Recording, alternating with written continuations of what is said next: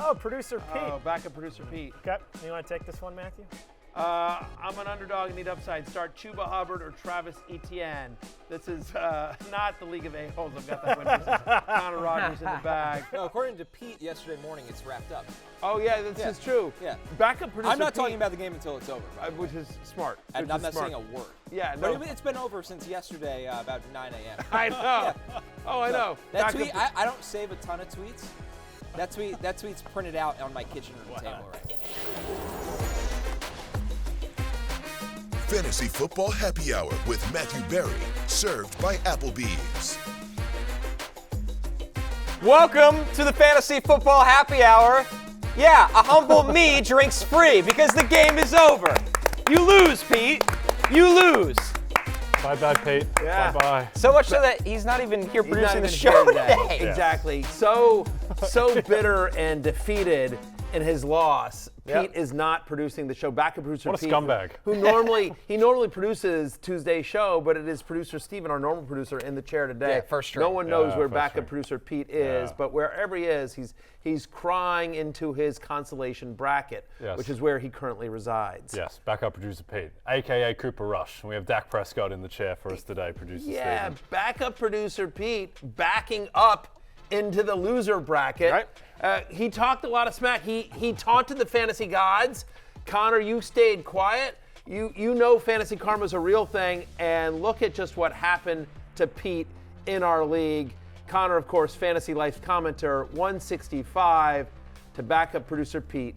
It's 156. The old Sam Darnold, Justin Jefferson stack did some wonders for me. It really did. You got nice games from Baker Mayfield as well. Hopkins gets into the end zone for you. Trying to see, Tyrone Tracy with a cool Tyrone Tracy had a 19 nice points. game. Yeah, exactly. Isaiah Davis, the hero. Yeah, that was a nice pickup by you. You were a week early on that. Oh, no. And there's man. backup producer Pete. Looks younger. Yeah, like, Oh, my goodness. All the memes are coming Well in. done by our team. Yeah. Our team, not including Pete, who's not here, working on any of this today. Yeah. It's not on the table. Thank you, Steven. Thank you, control room. Is Pete even on the team? By the way, Yeah. while we're talking fantasy, our Sunday host, George Severikis, Yes. in a different league, he needed 3 yards last night. He needed 3 yards to win his matchup, and he had Brandon Cook and Jalen Tolbert as his options. And so he texted me yesterday, and he's like, all right, I've got Brandon Cook in my flex right now. I'm thinking of pivoting to Jalen Tolbert. What do you think you should do? And so I look into it a little bit. I'm like, I think you should go with Tolbert because he plays more in the slot. He played 54 snaps last week to Brandon Cook's 30 snaps. I just think he is more likely to get 3 yards. You know what happened last night? Jalen Tolbert, 3 targets, 0 catches, 0 yards. Yeah, right. Brandon Cooks, 1 catch for 3 yards. Oh, no. And George Severikis goes down. Well, it just goes to show you, George, that's what you get for texting Jay and not me. I didn't get that text at That's all, tough. but That's really this will tough. certainly come up on Sunday morning fantasy football pregame.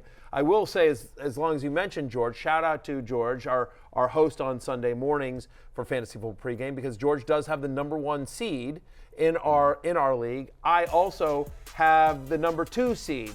I'm defending champ. George is new to the league. No one cares about him. He sort of sneaks up through the back. I, of course, have had a target on my back all season long. Everyone gunning for me. Everyone puts circles the week they play me on the calendar. They get ready for it. Big games coming up. Points against has been but I have persevered. I have muddled through. I am your second seed. I have a bye. I can take the week off as I sit here, Connor, and wait for the winner of you and Stupid Dev. Meanwhile, in the other bracket, it is Big Show and the Grape Slappers, who have dropped to 5. Yeah, but we're coming back. We built up momentum in a loss. I put up 165 this week and got crushed. Anyway, I don't know what's going on. So I played Big Show. I don't love going up against Puka Nakua and Bijan, but if I can withstand that.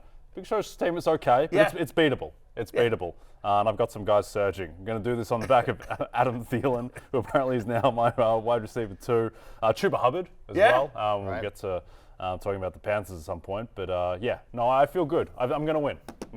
Yeah, it's declared. Definitely. Joe Namath. It's done. Did you see Jay talking himself into that? Yeah, I'm gonna win. He looked down. I'm gonna yeah. win. It's like it's the old SNL sketch, the Stuart Smiley. Yeah. Like I'm good enough. I'm smart enough, we are good enough. Big Show's 2-0 against him this year. No more buys. No more buys is the beauty. Thanks. So I have to watch Joe Mixon on my bench. Anyway, as you noticed, no one in that playoff bracket. No backup producer Pete. No producer Damien. Tough break for unfortunately, Damien. tough break. Damien had a good team and just a tough break on there. But we got waivers to get to as well, and some news. Let's jump right into the waivers. No more bye weeks, thank goodness. Finally, that's behind us. Matthew, as a team on a bye week, how do you spend this week for those out there on a bye week, but still keep an eye on the waivers and prepare? Yeah, I mean, obviously, first thing again is you have to be very myopic and really focus on your lineup. And now, of course, basically, while everyone else is chasing week 15, you're looking only to week 16 to the bye. And if you have a bye, chances are you've got a shot at playing in week 17. So you want to sort of look ahead, right? Obviously, we've talked about this a lot, but back up your key players. Try to protect against injury as much as possible, right? I mean, if we've learned anything from San Francisco, it's sometimes you need not only the backup, but the backup to the backup. And potentially this week, the backup to the backup to the backup to the backup. Also, by the way, look ahead to defense. If you play in a league that uses defenses or kickers, even tight ends, if you've been streaming that position, look ahead to favorable matchups in week 16 and 17. Again, go use the waivers this week to help you out weeks in advance, not necessarily this week if you have a bye. And obviously, the other thing that you can do here, and this is whether you're playing this week or not, even if you've gotten to the playoffs, chances are you have a pretty good team. Now, maybe you're dealing with some injuries and we're going to get into it. So maybe you need to fill a hole. But chances are you already have your starting lineup. I'm completely fine. I've gotten this question a lot over the years.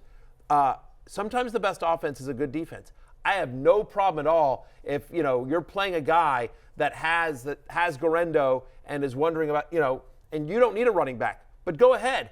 Grab Sincere McCormick or grab Patrick Taylor or grab whoever, whatever usable running back might be there on the waiver wire just to block your opponent. I got no issue with that at all. Again, it's all fair game. Now, listen, if you're out of the playoffs, stop making moves, right? If you have nothing to play for, I'm okay with making moves if you're trying to avoid a last place punishment, if it affects draft seeding next year, anything Right. like that. If you're still playing for some leagues have they give out money for high points of the week still, and so if you're playing for money, I got no problem with any of that. But if there's nothing that can be affected, if you're out of the playoffs, stop making moves. Yep.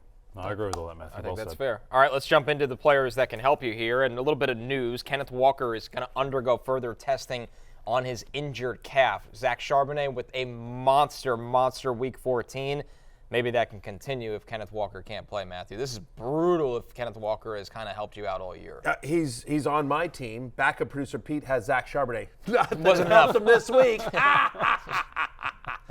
But yeah, it's a tough break for me and all of us that have been riding KW3. Hopefully he gets back soon. I can't imagine, and if he doesn't, hopefully you have Charbonnet. But otherwise, obviously, if you have Ken Walker and you don't have Charbonnet, make sure you try to grab a running back this week because there's a chance his absence could be extended. Jay, I think this is a lesson for the future, too, that if you're a Kenneth Walker drafter, you can never leave your draft without Charbonnet ever again. This is multiple years now this scenario has happened. Yeah, absolutely. And it's something different as well. It's not like a chronic knee injury or anything. It's been his shoulder. Abdomen. He had a sports hernia at some point. He's just dealt with different maladies all throughout his career. So, yeah, Zach Charbonnet, I mean, we'll see. It's going to be interesting next year with those two get drafted because I think just with his injury history, this has to become more of a 50-50, more of a Najee Harris, Jalen Warren thing than the workhorse. By the way, and even if he – listen, I mean, the Seahawks are right there in the thick of it with the Rams to try to either get win the West or get a playoff berth, one of the last wild card spots. So you wonder if even if Walker can gut it out, does he get the full workload? Because he's been such a bell cow running back much of this year. And given the success of Charbonnet, do they go to more of a committee here as well? Just heads up there if you have Ken Walker. There's a guy that he was banged up in college too. Yeah, he was a one-year, guy. He transferred to Michigan State, had that massive year in his first training camp with Seattle. The injuries already started from that big workload he had in college. So This is a consistent trend, and I don't think it's going to change going forward. Yeah. All right, let's go into the players that can help you that are available. Of course, our threshold is 50%. Isaiah Davis of the New York Jets meets that. He's 89% available. A beauty of a matchup this week against Jacksonville. Matthew, the thing we'll be keeping an eye on is the status of Breece Hall. But if Breece Hall doesn't play, I think Isaiah Davis is the guy you want in this matchup. We talked about this yesterday. I actually posted a video earlier this morning about this from you, and you've been talking up Isaiah Davis for a while now. Connor, kudos to you, but you couldn't ask for a better matchup against a Jaguars team that allows the second most fantasy points to opposing running backs and over 150 scrimmage yards per game to running backs this year. Isaiah Davis, to your point, looked more explosive of the two running backs. He's more of a threat out of the backfield. He's a better pass catcher. I know the numbers don't show that here, but he's a better route runner and better pass catcher than Braylon Allen. And I guess my question to you is, and you're somebody who goes to Jets practices, you know that team backwards and forwards, does Davis have the trust of Aaron Rodgers? He does, yeah. Rodgers looked his way a lot. It was like first read's not there. I'm going to check it down. He even had, one play that, but a better throw or a better catch could have been a big play. So, yeah, he does, and he's on the field with him on passing downs. So. Yep, and last week was the best the Jets offense had looked since probably week 3 against the Patriots. And to your point that you made yesterday, Con, just Fashanu coming in at left tackle for Tyron Smith, and the confidence that Aaron Rodgers seems to have in the offense bodes well for that team just being in scoring position more the rest of the year. By the way, now that they've officially been eliminated, the Jets mathematically eliminated, the Jets running the table to win all the rest of their games in play. would be the most Jets thing ever. It happens every year. Just enough to bring Aaron Rodgers back. Yeah, for next year. Let's run this back. Devontae Adams, Aaron Rodgers. Yeah, it's Rex Ryan comes back. Yes. We're firing up the band. It's amazing. Playing against Isaiah Davis in that same game will be Tank Bigsby against the New York Jets. I will say the Jets' run defense has looked better the last couple of weeks. Yeah, it has. It really has. And it's it's not an elite unit, but they're a competitive unit now where it felt like they were getting run over week after week. All that said, Tank Bigsby has played 49% of the snaps in the 2 games since he's returned. He's played only 2 fewer snaps than Travis Etienne, as you see it there on your screen, which was the breakdown last week at Tennessee, the Week 14. There were 22 running back carries against the Titans. Tank Bigsby got 18 of them, including 2 of the 3 red zone rushes. Seems like they've now turned Travis Etienne. It's weird. Early in his career, they weren't using him as a pass catcher at all. As a guy who was used as a pass catcher at Clemson, but now it seems like they've turned him back into that role, and they like Bigsby between the tackles. Yeah, that's a maddening situation in Jacksonville. The end of the season can't come soon enough in that backfield. It seemed like Etienne was starting to capture more of the workload, and now it's gone south again. I mean, it just makes more sense for them to play Bigsby. You kind of already know what Etienne is. And look, I do think they want to finish the season on a high note if Doug Peterson is able to keep his job there in Jacksonville. And the Jets' run defense for a couple of years now hasn't been a strength of the team. So even though game script I don't think will be that favorable to them, the Jets are solidly favored in this one. I think Bigsby is the running back you want over Etienne. I just also think, if you're Doug Peterson and you're trying to save your job, you're trying to be make these games competitive, you just don't have it with Mac Jones. He knows it. And Mac Jones, we like Brian Thomas, but Evan Ingram, Parker Washington, there's not the game script should be try to run and limit Mac Jones as much as possible and run with both running backs. The 49ers backfield always relevant with all the injuries they've dealt with this year. We're going to talk about Patrick Taylor because he's 96% available. But before we do, we have to hear from Kyle Shanahan on the status of Isaac Guerendo going into this week. Isaac, after the game, didn't have a boot on. It seemed like he was putting his shoes on like there was no problem. But sometimes I guess the next morning is more difficult. That is he like 50-50, you think, or do you have any idea for Thursday? The only ideas I have is what I told you guys. He's got an ankle sprain and definitely couldn't go today.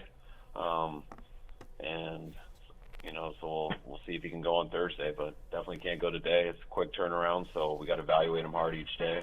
I'll be surprised if he does much tomorrow, but hopefully Thursday will be enough time for him. So that was a reporter on a conference asking Kyle Shanahan. The reporter felt like Guerendo surprisingly looked like he was able to, get his cleat on okay, and Shanahan didn't love, I think, that over-observation. Shanahan was like, he's not practicing today. Yeah. We'll evaluate him further over the next few days. This is Thursday Night Football, so the odds here are against him. It's a short turnaround coming off of an injury, so we just don't know. We'll track it. Luckily, Kyle Shanahan, of course, will keep us informed every step of the way. He's been nothing but honest and open the entire year about any injury. I guess we'll see. I also think it'll be a committee here. It's sort of desperate times call for desperate measures. My guess is it'll be a mixture between Patrick Taylor, who went 7 for 25. He got the touchdown, but also how about Izzy Abanikanda? Am I saying that right? Yeah. Nailed it. Nice. That's surprising. Really surprising. That's a plus 400 gets I was up. just going to say. rare pronunciation W for Matthew Berry. It's very rare. Very rare. You'll take it. So Izzy A, as I'll call him from now on. No, I'm gonna take my victory and okay. why bat 1,000 and retire. But I felt like talk to me a little bit about Abanikanda, in terms of I felt like this was a guy who was talented but just couldn't crack the roster on the Jets. Yeah, he was somebody that's a great outside zone back, insanely productive for Pitt. He's got 4.4-ish wheels, super explosive, but the Jets wanted a bigger, more physical backfield and drafted replacements over him. He had a great summer for the Jets. He just fell behind Breece Hall, Braylon Allen, and Isaiah Davis. And when you watch those three guys play, you kind of understand it. But in Shanahan's scheme, I would be more excited about him than Patrick Taylor, Keyshawn Vaughn. Yes, any of these former guys. Tampa Bay Buccaneer great Keyshawn Vaughn is also on the roster. But, I do think that both guys, again, you'd have to be desperate and you're talking merely as a flex play and only if Garendo is out. But I do think both guys, because of the unpredictable nature of Shanahan because of the productive nature of that run game, that both guys, both Patrick Taylor and Abanikanda, should be rostered. Yeah, I think that, though, with no teams on bye and with the uncertainty, if Garendo can't go and you're in the playoffs, you probably have a better option than Patrick Taylor or Abanikanda. And that's one of the reasons why we talked up Isaiah Davis and Tank Bigsby. I will say this. The other thing I'll just couch here is that also, obviously, it all depends on your needs, right? If I need somebody this week, maybe Isaiah Davis. But we don't know. Breece Hall could come back. Yeah. If I need somebody for the run of the playoffs, I feel the best about Tank Bigsby. Of all the guys we're going to talk about today, I feel the best about Tank Bigsby in terms of the guaranteed role. He's going to have half the Jaguars' rushing attempts from here until the end of the year unless he gets hurt. But the Patrick Taylors of the world, the Isaiah Davises of the world, the Izzy Abanikandas of the world, they're dependent somewhat on the injury and or health of other running backs ahead of them in the room. Speaking of volume, Sincere McCormick got exactly that for the Raiders. 17 touches in Week 14, 15 rushing attempts, 2 catches. He had 3 targets. Producer Pete started him. Didn't matter. Still lost. Sincere McCormick. Producer Pete. 85% available, Matthew. I mean, just a crazy, crazy contrast here compared to what Amir Abdullah got. By the way, and looked good. 15 for 78. Didn't get into the end zone ultimately, but, I think if you're telling me, hey, I found a running back that's got 15, that got 17 touches in this game. He caught 2 balls, so they're not scared to throw him the ball a little bit. By the way, Desmond Ridder expected to be under center for the Raiders. So I would suspect a run-heavy approach for Scott Turner and Las Vegas. If you've ever seen Desmond Ridder throw, you want to run the ball. Wow, savage. Savage on Desmond Am I wrong? Ridder. 10 out of 10 it's a long-term analysis, rusher, though. for sure. Yeah. Tell me I'm wrong. Yeah. Sorry, Desmond Ritter. I'm not trying to be rude here. I'm just, it's honest. he Antonio Pierce knows. He wasn't good. You know what I mean? Neither was Aiden O'Connell before he got hurt. Yeah, he had some very rough jarring game after he played quite well against the Chiefs the week before. But I think the thing with McCormick is monitoring the status of Alexander Mattison, who did practice last week, which would complicate things going forward. But you would think that just where that team is at, why wouldn't you just give Sincere McCormick the keys, even if everyone is healthy? Yeah, I mean, I think Mattison, it feels like he's fallen out of favor. And again, understand that it's a new regime. We haven't seen Madison, Madison was getting the work before Scott Turner took over this offense. And what have you seen from Madison this year that makes you think if you're Scott Turner, you're well, he got the last guy fired. So why am I going to go to this guy? And why am I going to go back to him? I mean, seriously, you know what I mean? I don't know.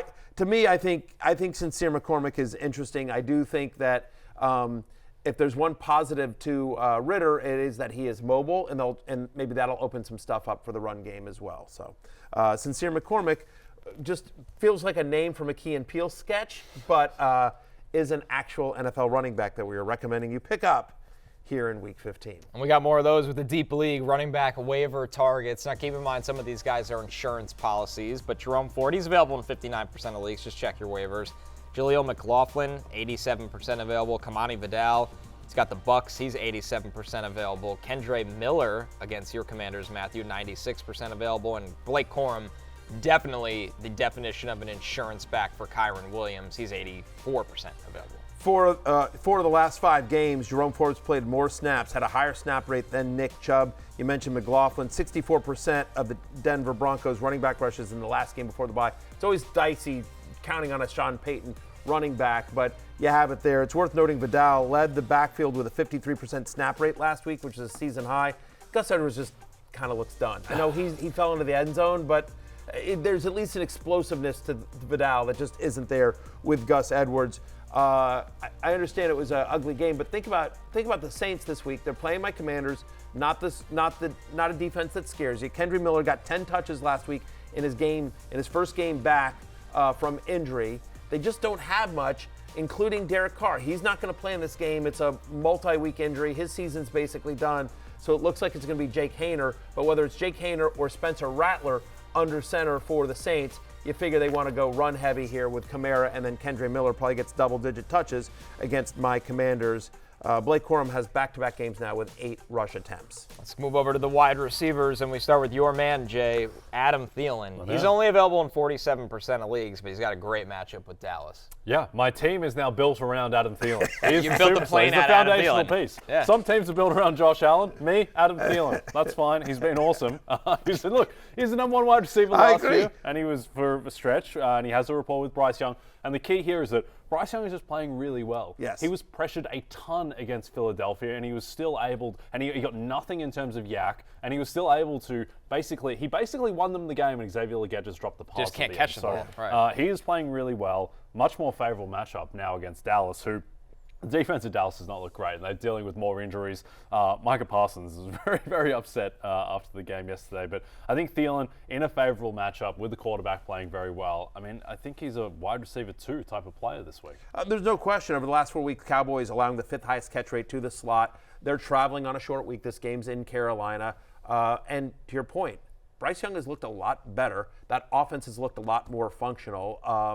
And Adam Thielen, friend of the podcast. I'm surprised you don't have a picture of just you and him with me cut off. That was 2 years ago. That was 2 years ago. Yeah, 2 years ago. I might hunt that down in the ad break. But look, Bryce Young completely outplayed Jalen Hurts in Philadelphia last week. He's playing at a really high level. And not just like a high level, like, Bryce Young looks like he might be coming. No, he's actually playing really well. And against the Dallas pass defense that has been pretty shaky, I think that Thielen should have success. Yeah, it's sort of crazy, but in the 2 weeks since he's come back, he's been a top 10 fantasy wide receiver. He's wide receiver 9 on a points per game basis. So you sort of see some of the numbers there in terms of what the Panthers did against the Eagles. You know, Xavier Legette got the 8 targets as well. He's had back-to-back games with 8 targets, and I think, you know, the narrative on him and the line is different if he was able to come down with that touchdown at the end. Tough catch. I know everyone's killing him for it. Like, he caught the ball. It just, you know. It's tough. He's a rookie. I mean, it's a tough play. It was a tough play. He had to outstretch for it. It wasn't a layup. It wasn't it's one a layup. that you want your first-round pick to have. I get it. It's a catch he should make. It's a catch that a professional wide receiver, especially a first-round pick, should make. But it wasn't a gimme. It wasn't like a bad drop or something like that. Well, you know, I mean, like, I don't know. 72% available, Xavier Legette, and everybody's thinking of that drop. But he has Dallas here, Matthew, and like you said, 16 targets over the last 2 weeks. There's going to be desperate people like myself probably starting him in the flex. For sure. For sure. You know what? So this get right weekend, why not throw up the X? Sure. Yeah. Does it work? No? Doesn't work? It's no McConculus. I get it. That was Bad as amazing. well. I noticed he didn't run with that on Football Night in America. Don't say that it was because he wasn't playing. It's you wouldn't because have he done it wasn't anyway. playing. No, I absolutely chickened out. It's not true. It's not true. You should have said the offense may be less McConculus tonight without Ladd. I should have. You know, where were you? I needed a script writer. Yeah, it's whatever. I will say it. The next Chargers game we get, I promise I will say yeah, it. those are plentiful. I promise. He was inactive, so I had to pivot to Will Dissly. And, what are you gonna do? Yeah. I tell you who wasn't McConculus on Sunday night was Will Dissly. Yeah. Who got hurt. Now he's out for weeks. Or honestly, or me, because Dissly went down and the bets didn't hit, and for All the first spiraled time out of in control. first time in 9 games that Cameron Dicker doesn't get 2 field goal attempts. Anyway, He was due. he was yeah.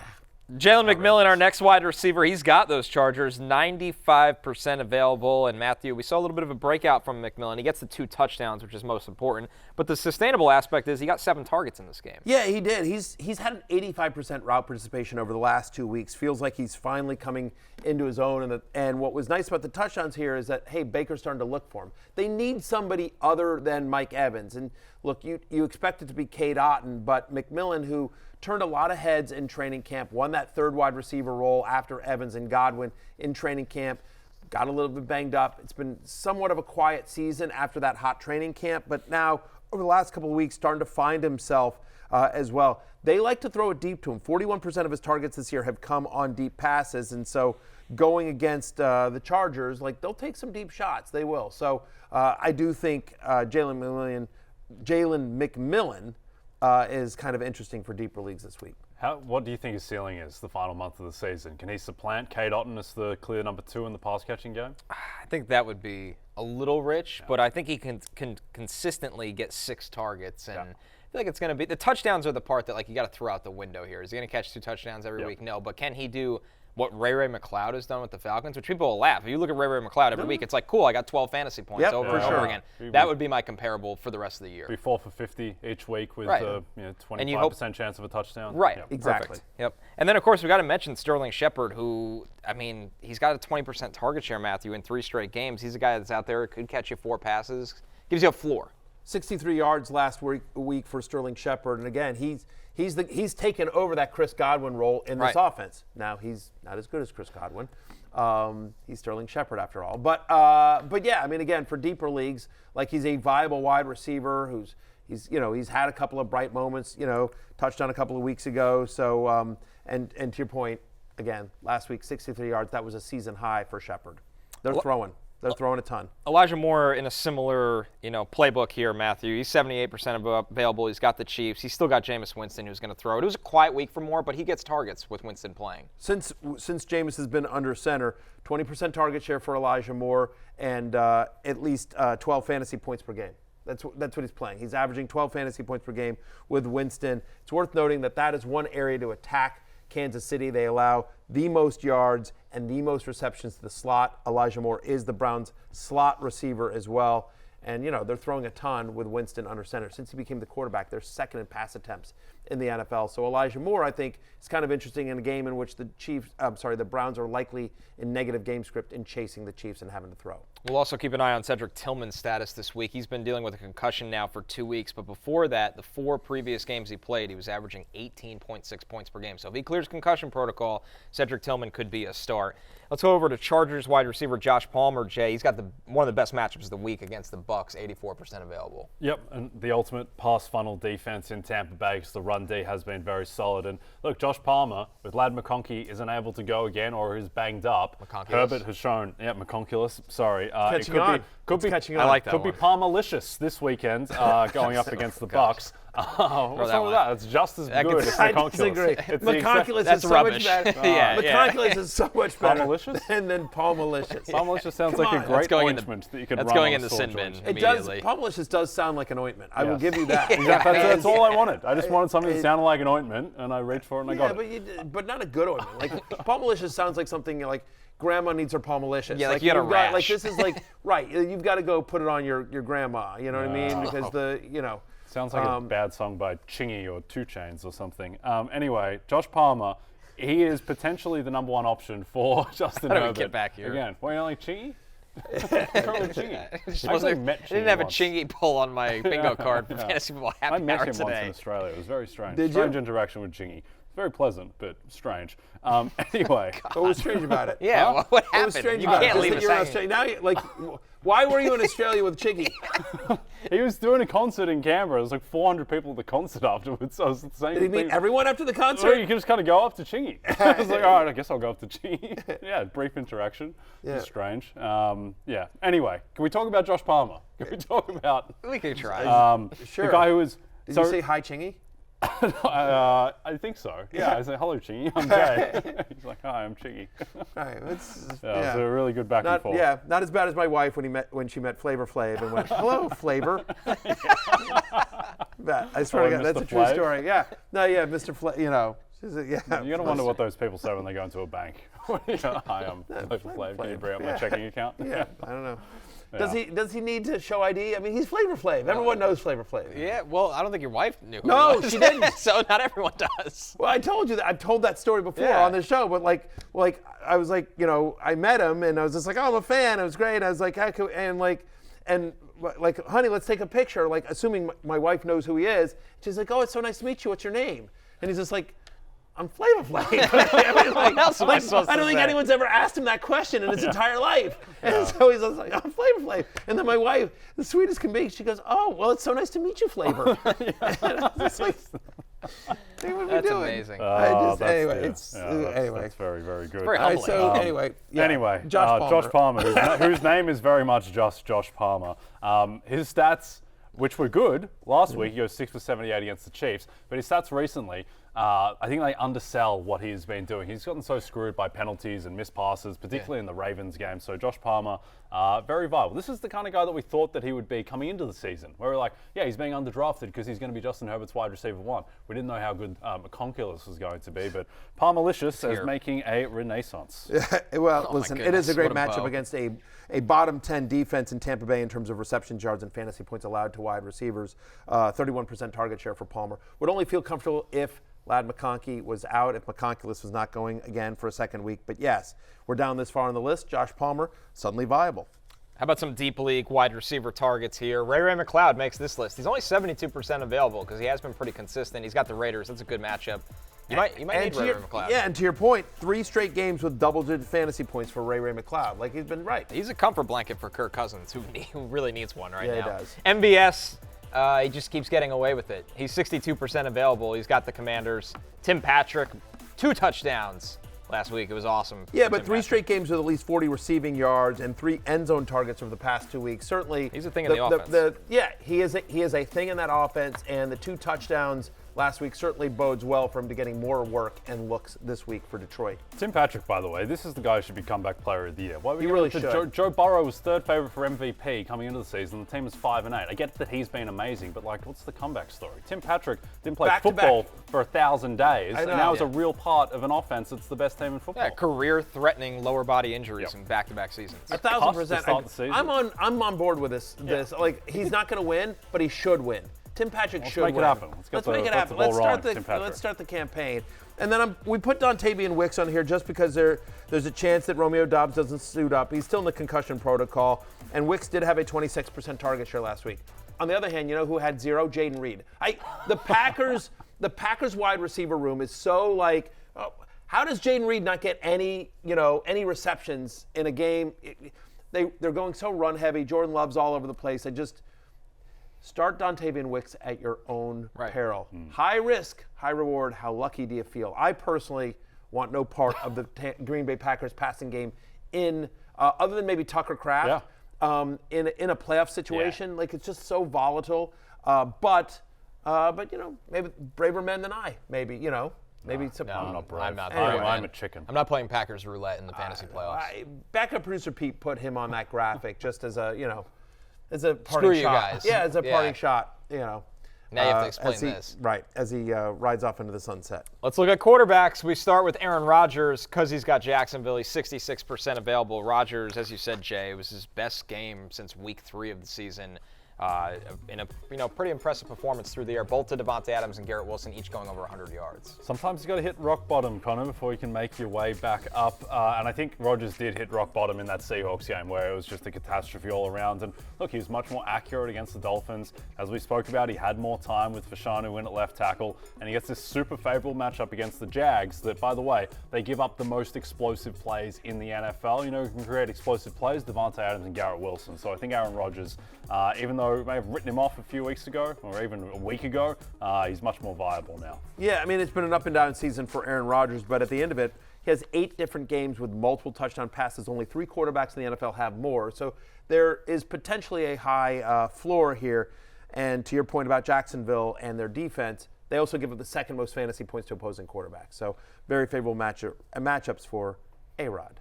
Drake Maye, next up on our list here. He's coming off the bye week. He's got Arizona. That's a road game for them. 87% available, Matthew. And Drake May's been viable because he's been running. Yeah, 41 rushing yards. That's what he's averaging per game in his 8 starts off the bye, so hopefully a little bit more ingrained in the offense, feels a little bit better as well. He's had 7 games that he's gone start to finish in. He's averaging 17 fantasy points. Again, that rushing floor kind of keeps his point total reasonable.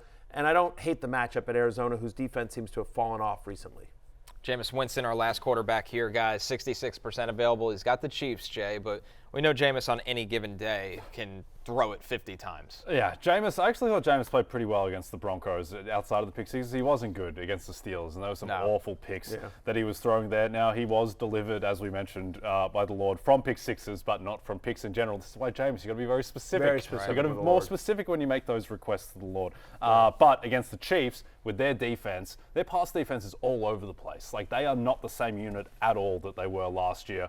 It felt like, even though the Chargers only put up, 17 points in that game, it felt like they were moving the ball at will in the second half. So I think Jameis, look, it's going to be another ugly game probably. He's probably going to have a couple of picks, but fantasy-wise, he could absolutely have 350 yards and 3 passing touchdowns. Yeah, I mean, their secondary hasn't been great, honestly. And, yeah, Herbert was moving the ball with, Josh Palmer and Quentin John. They didn't have McConkey. They lose Will Dissly at the end of the first half.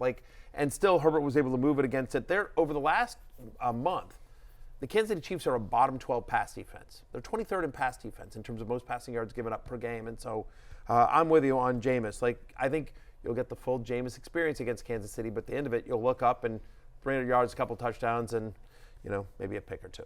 As we do almost every week during tight ends, Hunter Henry, Matthew, back on the list, away from the bye week, back on the list. You go ahead. You talk up Hunter Henry. I've done it for weeks and weeks and weeks. We need to just roll the tape every time. Listen, with Hunter Henry, 12-plus fantasy points in 5 of his 7 games with Drake Maye right now. He is a consistent, I don't want to say force, but a consistent threat. At tight end, he gets targets, he gets catches, he could even score a touchdown. You probably could do better, but you could definitely do worse. No question. And by the way, look, we even have our Hunter Henry graphic. We just update the numbers. It's great. We haven't had to build this since the beginning of the year. But 6 of the past 7 games, getting a decent target share, as we've talked about, and also when they get in close looking for him, end zone target in 3 of the past 4. So. Trying to think about what a lower gradation of force is. He's like a slightly above average breeze, Hunter Henry. Yeah, there we go. Yeah, slightly. Squall. Yeah, a squall. Squall. Yeah, there you go. Squall. It's fine.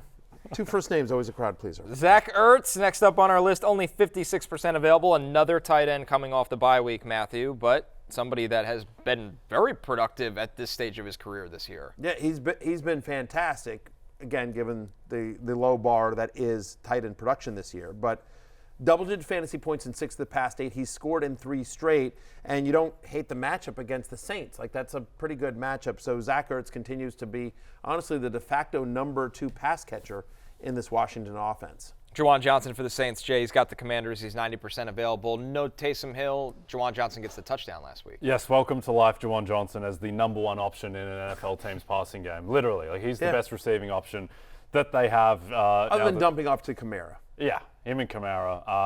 MVS, Kevin Austin. These aren't great alternatives. Now, the quarterback situation isn't ideal at all, but whoever it is back there is going to have to attempt NFL passes, and Juwan Johnson, outside Kamara, is as good a bet as any to receive them. While you're talking, I just got an alert from the Bleacher Nation fantasy app, and the Saints are signing Ben DiNucci.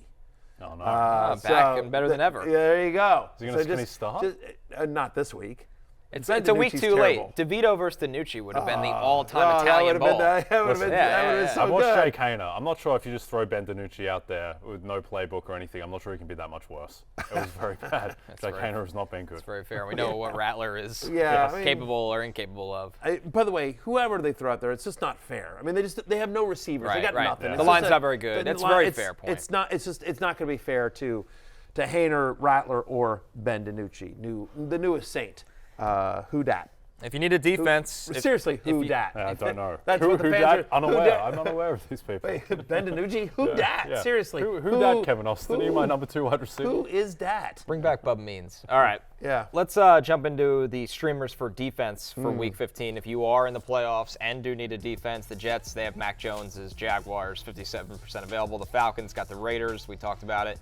In Matthew's words, have you seen Desmond Ridder throw? If you have, you don't want to. The Cowboys against the Panthers, although Bryce Young's been much better lately. Yes. Cardinals against the Patriots, Commanders against the Saints, which is a very interesting play considering what they're dealing with at quarterback. We're going to take our first break. When we're back, recapping Monday Night Football, Cowboys, Bengals coming up right after this.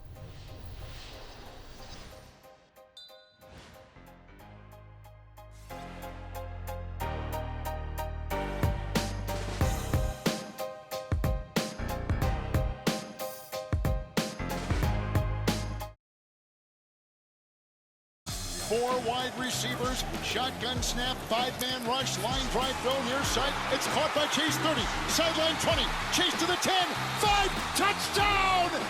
The Bengals have got a touchdown pass. Joe Burrow on the play, a 40-yard strike to the incomparable Jamar Chase, and the Bengals have taken a lead with 1:01 to go in regulation. Massive play from Jamar Chase in a thrilling Monday Night Football game. What a weird play with the punt block. It's a crazy game. A surprisingly entertaining game given the two teams that were playing there. And, of course, I'm repping number 1 for proud Fantasy Life investor Jamar Chase. Unbelievable game. Ultimately, 14 receptions, 177 yards, 2 touchdowns, capping what was a crazy weekend in fantasy. Josh Allen's started off with a 3-touchdown game from Josh Jacobs. Zach Charbonnet goes off. Josh Allen has the greatest game by a quarterback in fantasy football. 5 touchdowns. Sam Darnold throws 3 touchdowns. 5 touchdowns, sorry. 3 to Addison, 2 to Jefferson. They have huge games here as well. And then a lot of people went into Monday night needing a hashtag Monday Night Miracle, and Jamar Chase delivered, as did Joe Burrow and CeeDee Lamb. We'll get into all of it. My guy Eights, I call him Eights. But, unbelievable game for Jamar Chase. Everyone actually ate in this game except T. Higgins, which we'll get into in a second. Almost had the touchdown at the end, but good coverage from Deron Bland in the end zone. It's almost gone under the radar, this type of season that Jamar Chase is having. Like, he is on pace for almost 1,800 receiving yards, 20 touchdowns. This is one of the greatest receiver seasons of all time. I think because of the years that Saquon and Derrick Henry have had, it's overshadowed just how much he has been the dominant wide receiver 1 in football. Especially because, by the way, again, the Bengals just haven't been there. Yeah, Derek, the Ravens are in the playoffs. They're, and it's just, the story has been around the Bengals, just the fact that their defense is so bad and that Burrow keeps putting up these huge numbers. But Jamar Chase now is the first player with 3 different 40-point games in a season since Devontae Adams in 2020. So it's not just he had one massive game. To your point, Jay, he's been a consistent fantasy superstar week in and week out. And 3 different times this year, with 3 different times, he has won you the week single-handedly. That is an unbelievable feat. At least 3 times. Again, depends on sort of your run, but whatever. To have 3 different 40-point games, one 40-point game is rare. Probably, but to have 3, unbelievable. Probably wide receiver 1 going into next year in drafts. Him and Jefferson would be the discussion, I think. Puka 3rd, probably. Yeah, they're all right there. CeeDee Lamb, assuming Dak is back, is going to be in the mixture as well. But what can you say about Jamar Chase other than he's awesome? So yeah, wearing the 1 to represent. The other thing that's sort of gone under the radar, guys, here is how good Chase Brown has been since Zach Moss went down. We've talked about him a lot. He's made the love list a number of different weeks as well, but we keep talking about this workload. Since Zach Moss was placed on IR, he's the 2nd best running back in fantasy, right? Only Saquon Barkley has been better than Chase Brown since Zach Moss went on IR and his workload just ballooned. He's averaging over 23 touches a game in that stretch, 123 yards from scrimmage for Chase Brown. And they're using him in all facets of the game. the touchdown was a thing of beauty, Connor. Yeah, the pass game production is what's made him phenomenal in fantasy this year. Yeah. I mean, he gets the volume running the ball, which is great, but the fact he walks away from this game with 8 targets, and that's not a fluke. It feels like his target share has been phenomenal all season. Chase Brown is what we would call a league winner at this point because of volume and pass game production. Yeah, there's just very few true workhorse backs in the NFL. Like Chase Brown's getting, as a percentage, he's getting more work than guys like Derrick Henry. And like even like Saquon Barkley comes out of the game and they bring in Kenneth Gainwell sometimes. Like they basically, like Khalil Herbert gets 2 carries, like basically unsighted. So he is huge. And I think that, but it overshadows a little bit that Rico Dowdle is kind of like the light version of Chase Brown too, where he is also getting crazy work. He's playing really well. Now he's been in some favorable matchups, but just him taking over that backfield, again, just not many guys who are getting his type of workload. Yeah, we'll get to Dowdle in 1 second here, but you know what's crazy is like it's the running, it's the passing game production, it's the massive volume. He's scored in 5 of his last 6 games. He's had 100 total yards in 4 of the last 5. But Connor, like Chase Brown coming out of college, this was not a guy that was projected to be an every down running back. He had the one big year in terms of volume at Illinois, and he's not the biggest guy in the world, but he's very explosive. That's the key. And for this Bengals offense, that's what they want. So it's been really good to see them kind of lean into him being the guy, not being afraid just because, hey, you didn't do this for 3 years in college. Right. Doesn't mean you can't do it in the pros. And there's just such a difference between him and Zach Moss coming into the season in terms of the big playability. When Chase Brown catches a dump off, you could blink and miss 20 yards. And that's been a difference for this Bengals offense where there's space underneath because of the great wide receivers they have on the outside. For sure. Not a fluke, Chase Brown's production. Brutal game here for T. Higgins. Cost me, literally killed me in two guillotine leagues. What's the concern level? Because now it's fantasy playoffs time. Yeah. Not much for me. Like previous 5 games, he's averaging over 22 fantasy points per game. He's got a 31% target share. He's actually earning more targets than Jamar Chase, up until this game. And so just a bad day at the office for T. Higgins. I thought it was telling in the post-game press conference. Joe Burrow said, this is more NFL news than fantasy news, but I'll spin it forward to fantasy. In the post-game press conference, Joe Burrow said, I'm going to assume that it'll get done, bringing T back in 20. I'm paraphrasing, but he basically said, yeah, I'm sure they will find a way to bring T back to the Bengals in 2025. Of course, he's on that 1-year tag deal. And Joe Burrow also said, I'll do what I need to do to make sure that happens. And basically hinting that like he'll rework his contract or whatever so they can find money for T. Higgins. I just thought, regardless of whether that actually works out or not. I wouldn't count on that. No, I'm with you. Yeah. But regardless of whether that works out or not, I thought that was a signal that Joe Burrow was like, I need to get my guy involved. Like, So no, zero panic level on T. Higgins. Just a bad day. Split second different couple inches. He catches the jump ball in the end zone. He has 13 points, and no one is making a big deal of this. So I think he'll be fine going forward. The target share is sustainable and real. One more here for you guys. Can Cooper Rush keep afloat anyone other than CeeDee Lamb? Obviously, a couple tough misses for Cooper Rush last night. In the fourth quarter, he couldn't hit a throw. He was under duress a lot. Yeah. Like immediately. Like you'd blink and he had somebody tackling him. And now they're traveling on a short week to Carolina. A Panthers defense has played a lot better that slowed down Philadelphia. That came within, a whisker of beating them. See what I did there, whisker. Panthers. Good. Keep pounding. Yeah. There you go. I'm cooking today. Get out of my way. Let me cook. No. What are you cooking though? Is it good? No, they're like expired. It's like it's ramen noodles. So it really comes down to can he support Jake Ferguson? You're starting CeeDee Lamb every week. You're starting Rico Dowdle every week. We'll talk about him in 1 second here. So it's really about Jake Ferguson. I know there was some optimism around Brandon Cooks. I think you'd want to see some more production out of Cooper Rush and this Cowboys offense before you trusted them moving forward. It's a decent schedule, at least for the next 2 weeks, at Carolina, home to Tampa Bay. Although, again, the Panthers have played better. But then they're at Philadelphia in Week 17 in the season against the Commanders. Last thing on Dowdle here, just the workload's been crazy. Last 3 games, 66 touches. Back-to-back games now with 100 or more rushing yards for the first time this season. Since Week 9, he's a top 20 fantasy running back. Yep. One last nugget here, guys. The Cowboys have said this morning they don't have any plans to start Trey Lance. So if you're hoping for that, they are sticking with Cooper Rush going forward. I saw Trey Lance warm up the game before.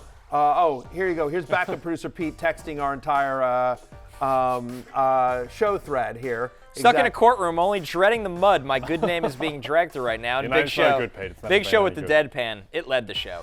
Of course it did. Trey Lance, I'll just say this. I watched him warm up in that Cowboys-Steelers game when we were on the field for Football Night in America. He's very raw. Yeah. He's very raw. Taking our last break. When we're back, we got futures bets for you. Back to the futures as we close things out.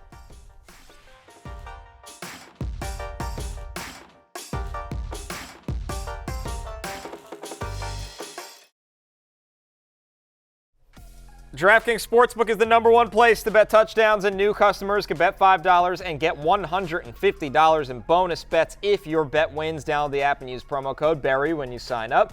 DraftKings Sportsbook, the crowd is yours! Yeah, use that promo code. Back Use to the promo futures. code Barry, please. Crystal ball time on our show here as we look at the Defensive Player of the Year odds. I don't understand this one, Jay. When you run through all the numbers, TJ Watt's had a great season. There's no denying that. But he's minus 220. I think it's insane. TJ Watt is fantastic, but he's 7th in the league in sacks. He's 38th in pressures. He's having his worst statistical season in quite a few years, so I think there is value elsewhere on the board. My guy here would be Patrick Surtain, who's 12-1, the second favorite. Surtain has given up 26 catches for 214 yards all season. He takes the #1 wide receiver every week. You saw what he did. Jerry Jeudy had 20 yards against Surtain on more than half of his snaps, and then the rest of the Broncos defense gave up 1 million yards to Jerry Jeudy. So I think Surtain on an elite defense, being the #1 corner in football, I think with a hot finish, he can win this award. I like that, especially because I think people are going to want to reward the Broncos somehow for this season. I don't think Peyton wins Coach of the Year. I think Bo Nix loses to Jaden Daniels for Offensive Rookie of the Year. So Surtain feels like the best place if you're a voter to here's how I can reward the Broncos for their nice season. I'm taking Dan Quinn. Screw it, whatever. I'm a Commanders fan. Hail Commanders, hail victory. But he's 15-1. Like they played Jake Haener, backed up by Ben DiNucci and Spencer Rattler this week. They get, like the Falcons have been beaten. They're going to get Cooper Rush at some point. And their only tough game the remaining way is the Eagles, right? And it's a division game. The Eagles maybe look beatable. Anyway, there's a decent chance they go 3-1 down the stretch. Possible that they go 4-0, but either way, this is a team that won 4 games last year, and they're going to finish with 11 wins this year, basically, and make the playoffs. And so I think Dan Quinn at 15-1, he shouldn't be that far off on the odds. I like that a lot. I think when you base that award on expectations, he should be the favorite. We know that's not clear-cut how it goes, but just on expectations, he's been the most impressive. It feels like more often than not, that award goes to the guy that took a bad team to really good, as opposed to, like Belichick never won it. You know what I mean? The fact that Andy Reid's not going to be in the running. Right, yes. Exactly. Even though Andy Reid's done a great job. Right. Right, exactly. All right, guys, for me, I'm taking the Rams over 9.5 wins. It's as simple as this. They have to win 3 of their last 4, but when you look at the schedule and how the offense is rolling right now, it's not that crazy. So they are going to play the 49ers in a huge divisional game. We know the Niners have been banged up. They are at the Jets. They should win that game. And then the Cardinals and the Seahawks, who have been fine this year. There's no denying. They've played above expectations, but the Rams have been here before. McVay is in his bag with this offense right now. It's plus 170 for them to get 3 more wins out of the 4. I like the value on this play. Yeah, I like it. The offensive line much healthier, which is key. By the way, before we get out of here, Matthew, I did find the photo of me, you, and Adam Thielen. Oh, good. That's a good one. A couple years ago. And there it is. There's the 3 of us. Okay. Yes, there's the 3 of us in Phoenix, Arizona. Adam Thielen, great interview. And as you can see. And look at that. Like, you got one of my eyes in there. Sharp outfit that day, Normally it's Matthew. usually just an ear. So I'm making progress. I got half an eye and an ear in there. All right, it's closing time. You don't have to go home, but you can't stay here. For Jay and Connor, I'm Matthew. Peace out.